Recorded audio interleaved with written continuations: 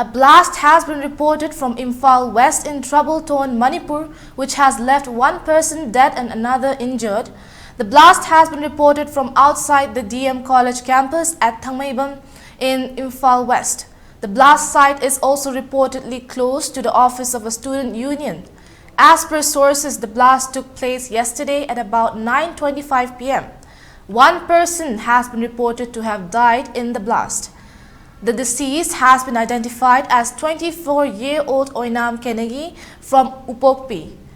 Another person has been reported to be injured. The condition is stated to be critical. The injured has been identified as Salam Michael, 24 years, son of Ibomcha of Kaibulamjao. So far, no group has claimed responsibility regarding the blast. Police are currently at the spot and taking stock of the situation. It is also not yet clear as to what kind of explosive has been used for the blast. The blast comes in amid an ongoing ethnic conflict that has been raging in Manipur since May last year.